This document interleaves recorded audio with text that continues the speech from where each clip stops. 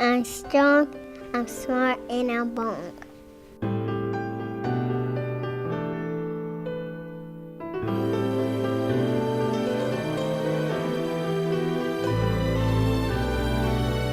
The Girls Inc. movement began in 1864 in response to the growing needs of a new working class, young women migrating from rural communities in search of newly available job opportunities.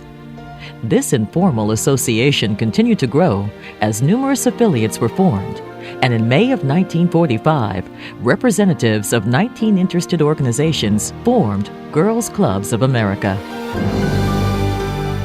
In 1947, a Girls Club of America affiliate, now known as Girls Inc. of the Greater Peninsula, was established in Hampton, Virginia. During the early years, Girls Club provided opportunities to learn homemaking skills and socialize with other girls their own age. And as it continued through the 70s and 80s, programs were added to help foster a girl's self-sufficiency. Back in 1970, when I joined, it was called Girls Club. And my mom saw the Girls Club marching in a parade. They had on blue skirts, white sneakers, white ankle socks, and she said, I want you all to be in a parade. And so henceforth, that's where it all started. Had one of those mamas who said, this is what you're going to do. And at the time, it was located on Bay Avenue in a little small house, and so I went. My very first day, I was so nervous. I just wanted to kind of fade in with the paint. But the instructors that were there would not allow me to do that. You know, some of my fondest memories was learning how to be a friend to any girl. And I think that was the sharing, the caring, the mentoring that came along with that. Some of the activities that we did were empowerment activities about building yourself and building your self-esteem and confidence, and we did a lot of physical activities. We worked on a end of the summer program that we performed at Hampton University at Ogden Hall, and I have very fond memories of doing our routine to Patti LaBelle's I Have a New Attitude.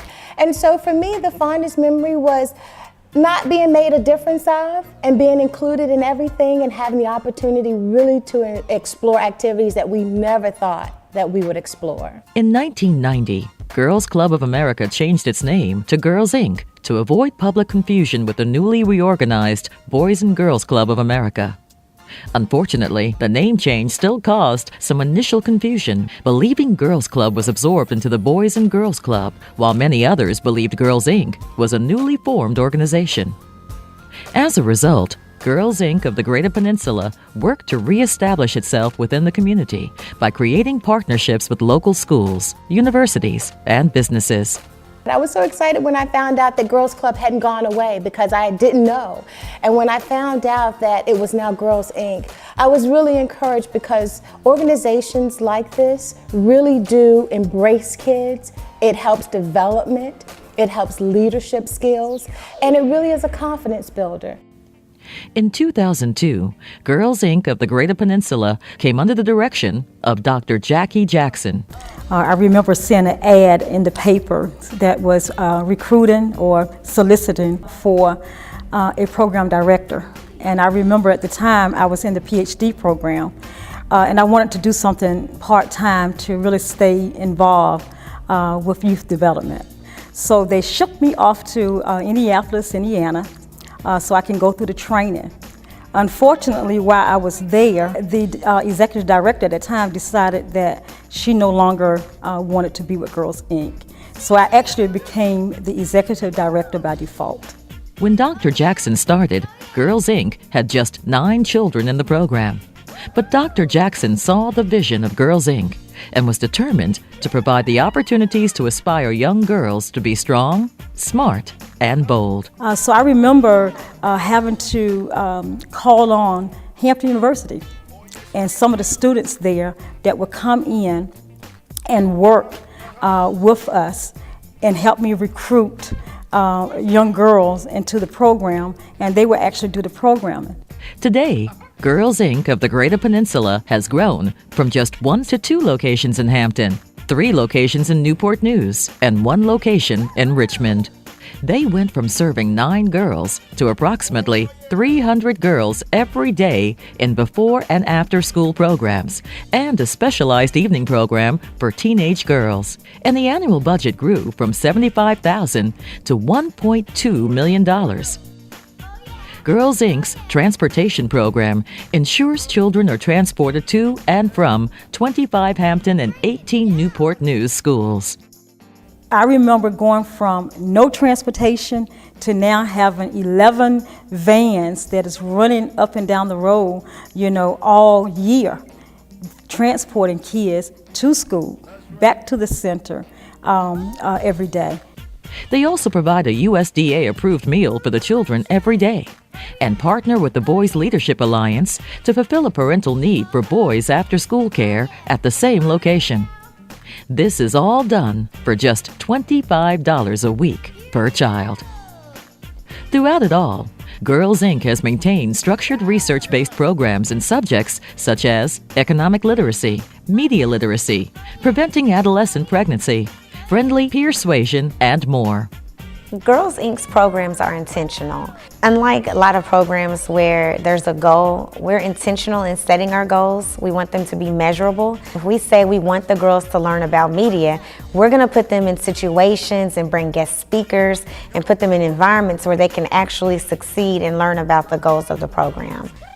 Girls Inc. of the Greater Peninsula is building a STEM campus to expose girls to science, technology, engineering, and math programming throughout the week during after-school hours. The program is endorsed by the National Society of Black Physicists and funded by grants from Alcoa and Best Buy. During the first Girls Inc. Science Fair, girls as young as 5 answered questions about their science projects and had lots of fun during the activities. During the summer, when I used my when I did my science project, I made a tornado and I had a water bottle. I filled it up with water and glitter. Then I put it upside down and I shook it around, and I had a poster with pictures of tornadoes on it. The night before the science fair, I was trying to figure out what I wanted to do. And then I came up with a brain because I didn't think anybody else would want to do that. So then I went to the store and bought a cake, and then I got white icing, then I got food coloring, and in every part I used, I would put food coloring to different colors of the icing. I learned about when you make a tornado, when it starts, it comes from the wind, and it's like in a funnel shape, and it goes up, and it goes into that cloud, and then it goes around and around and around. And I learned that there's different parts of the brain, and they all have their own work, and then they bring it together to function in the body. Well, teaching STEM this summer was very, very exciting to me. It was just amazing to see how the kids were so excited about learning new experiments and things. And I really enjoyed it myself because I learned quite a few things, and just seeing the expression on their faces from not knowing anything about a particular science subject and then learning something about it was just fantastic. Girls Inc. of the Greater Peninsula has accomplished a great deal over the past 65 years, and their future for the next 65 is bright. However, the need to reach out to more girls is great. There is a need to expand into the Oyster Point area of Newport News, in addition to unserviced areas in Norfolk and Virginia Beach. Girls Inc. of the Greater Peninsula continues to look for new partnerships with businesses, organizations, and individuals who care about the future of girls. My dream for Girls Inc. is to continue to grow, to be very impactful in the communities we serve, to continue to listen to the communities, to partner with the community and bring in guest speakers, to be able to take the girls to Jefferson Lab in Newport News and national laboratories across the country, and to take the concept of after-school programming and to redefine it and to make it something real for the community in both Hampton and Newport News to see, and for us just to continue to hit the girls at every area that they need. My dream for Girls Inc. is to expand, so that all of girls around the country, and particularly in our community, can have the opportunity to participate. We can only do but so much with limited funding that we have. So we need partners to come aboard so that this good work that we're doing can be replicated. So that's my dream, is to look around the whole country and we see a Girls Inc. in every city. And they're just like any other organization or any other franchise around the world, that they are brand. So when you open the door, I don't care where you are, you will see that same brand of Girls Inc. and the same lesson plans, the same curriculums, and the same activity, so that when one girl moves into another area, she can then go to a Girls Inc. and nothing will change. Girls Inc. We're strong, smart, and bold.